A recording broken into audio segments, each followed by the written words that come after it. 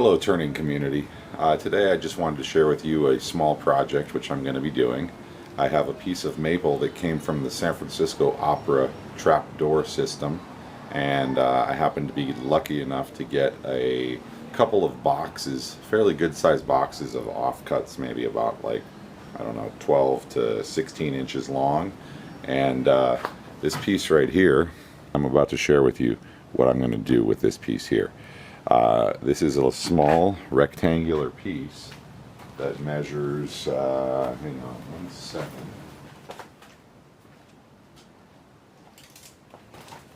I like to use metric and standard foot inches tape measures, because metric is really nice for certain things, dividing especially.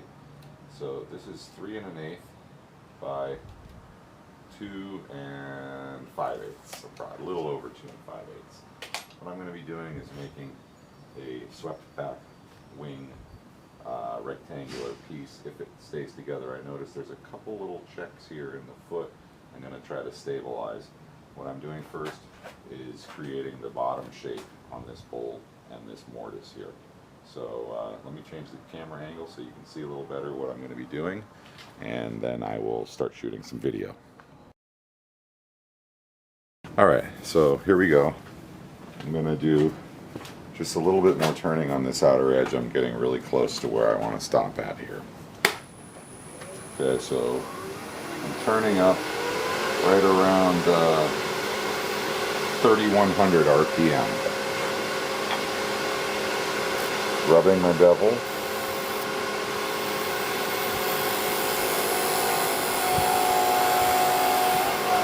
Very low handle.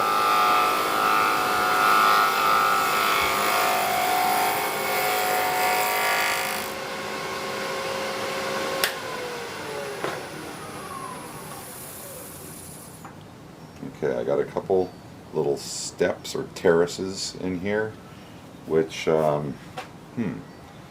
actually is kind of cool in a way. Wonder if I should exaggerate some of that a little. No, I'm gonna go ahead and get rid of it.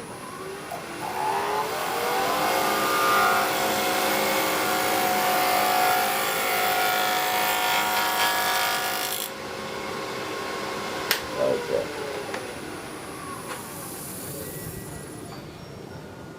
There we go. I'm down to about 1/8 of an inch out here at all these points, and I have a nice bird wing shape here on that. Now what I'm going to do, I'm going to raise my tool rest here because I'm going to be using my scraper, and I'm just going to come in here and put a little relief right on that corner, just like that. And the tools that I'm using here have all been freshly sharpened up. I did pull the trigger on getting a CBN wheel, and I have to say I'm really enjoying using it so far.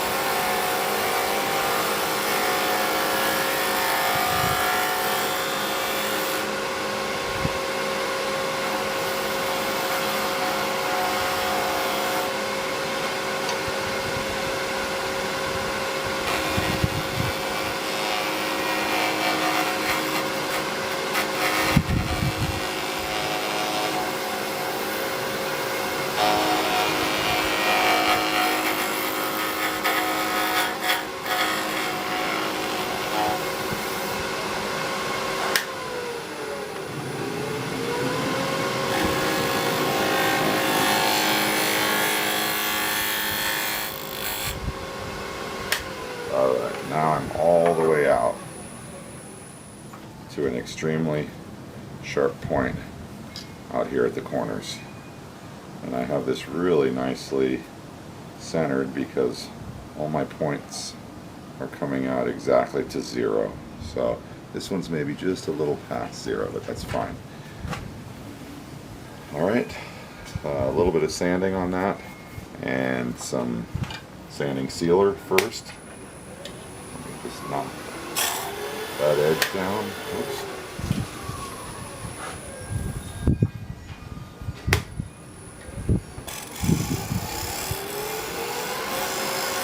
A little negative rake and a little break on that edge. Alright. And I have this mounted up right now on a screw, but before I take it off, let me just do a little bit of sanding on this, and then I'll show you the piece flipped around. Okay, I'm putting in a little bit of shellac and denatured alcohol sanding sealer on here.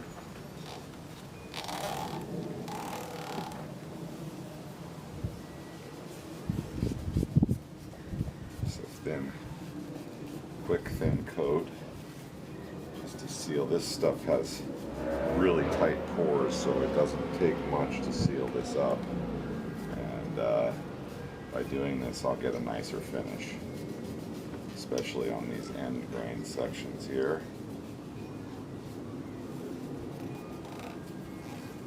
Okay, turning on slow, and I'm using some paper right now, but I'm going to switch out to some cotton because that paper, when I'm using this stuff, it grabs and it leaves little residue, and I know fabric is not as safe to use, but for this particular finish, I find that with this particular finish, if I use paper, oftentimes I will get small pieces of cellulose that are stuck in the finish, and then it's another process to get some of those out of there. Even though I will be sanding again, I like to avoid getting those little inclusions as much as possible in the finish. Now, these edges are really sharp, so you do not want to get sliced by them. Alright, there's that. Okay, now I will be doing a little bit of sanding. Just real quick here. And that looks really nice. Ambrosia spalting in here, and some really nice sections of quilting that you can see here. It's a nice little piece. Oh, I forgot to mention the thickness on this. So this piece is 1 3/4 inch, almost just a hair under 1 3/4 inches. Alright, so now that that's got a sanding sealer on it, what I'm going to do is come back with some 400 grit. What I like to use when I'm sanding with this 400 grit is a little tiny bit of this Howard's Butcher Block conditioner. And I like using that because it lubricates and kind of coats and seals this even a little bit more. So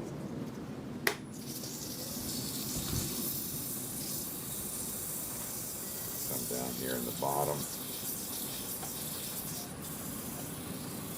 And when I'm doing this type of sanding, it's nice because it gets rid of, for one thing, the raised grain from the sanding sealer. For another thing, it makes this a little bit of a paste slurry and helps fill in any small cracks and voids that might be there. There we go. And then it's nice too because it actually has carnauba and beeswax in it, so it kind of solidifies that paste, turns that paste into a hardened paste once I burnish it in a little bit. Okay, so now I'm just going to wipe it down.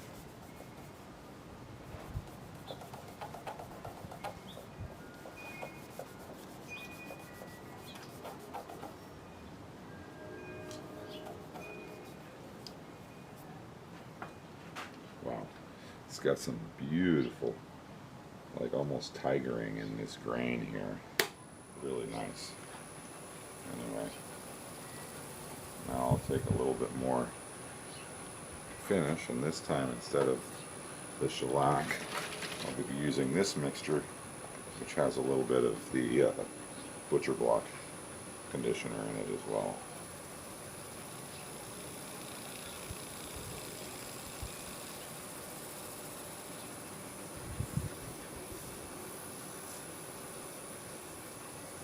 Okay, bringing up the speed so I can get some friction, some heat.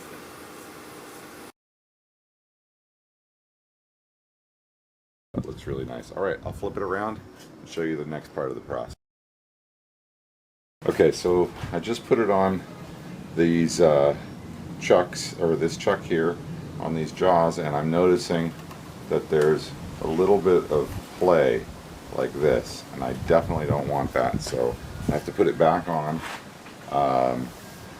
the device I was using, which is a screw with a Morse taper.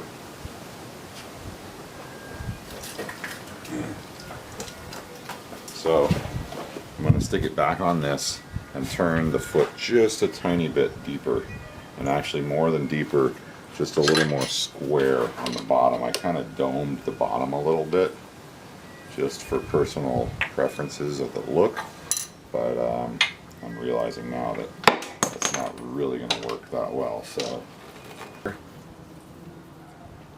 screw this back on.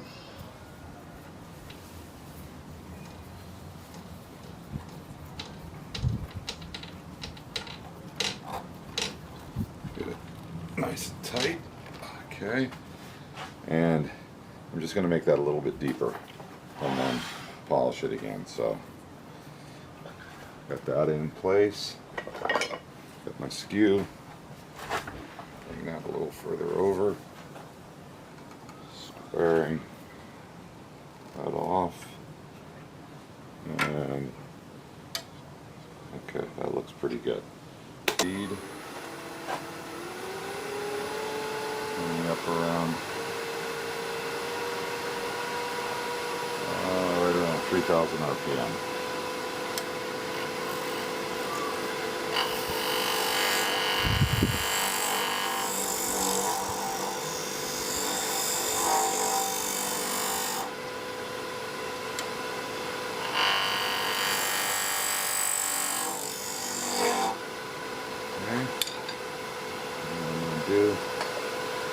Come in with my square nose scraper here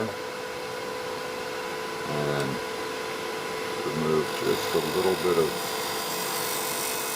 material right there. There we go.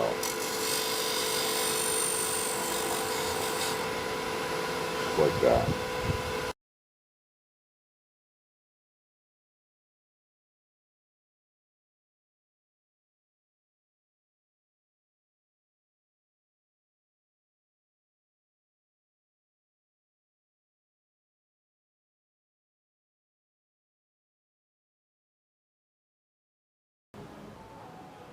Alright. Okay, that looks nice now. And it feels solid. Okay, good. So, what I'm going to be doing is bringing in my spindle gouge here.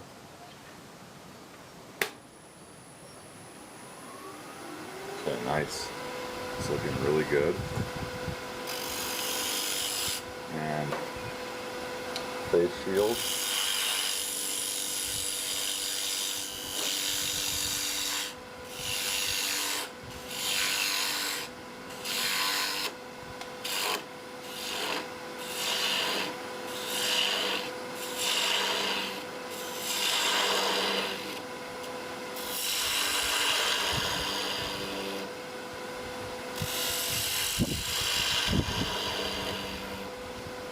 Okay, switching over. My bowl gouge.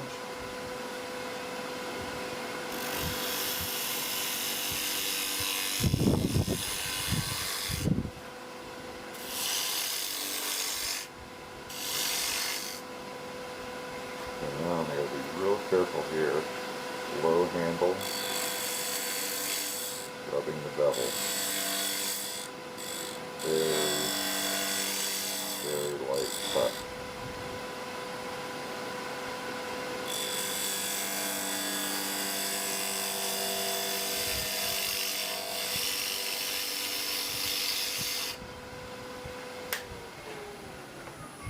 Let's take a quick peek at this. Okay, nice. Very nice. Alright. I want to leave a little bit of that flat spot there.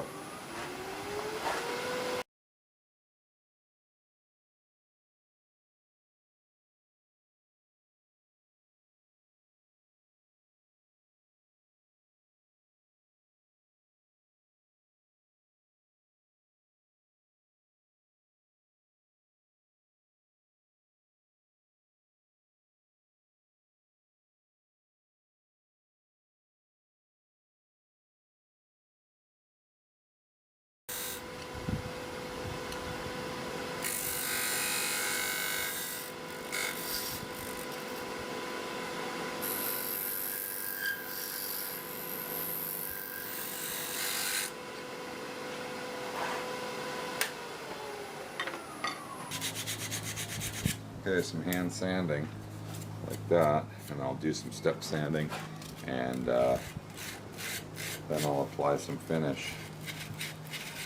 And I'll show you the finished product. I don't want to bore you with this part of it, because it's just a lot of sanding at this point. Actually, it's not going to be too much because it's pretty smooth. So there you have it. I'll show you the finish. Okay, so I was getting it pretty thin there and just put on some sanding sealer on the inside edge after sanding, and just the moisture made it go pink. It popped and split apart. I may try gluing this back together, although at this point I'm not sure. It does have a pretty good clean break. I might be able to salvage it, but it was coming out so beautiful, it's a shame. Okay, so I was able to repair this. You can see the little crack right there, but the CA glue worked pretty well. Obviously I won't be selling this piece, but has a very cool shape, and I'll probably do another one like this and maybe not go quite as thin, and perhaps I'll do a tenon on the bottom instead of a mortise like this. And you can see that crack was existing right there on the edge of the foot, and that's where the weak spot was, and that's where it split out. But anyway, turned out nice. Just wish it wouldn't have split apart. Next time maybe it won't.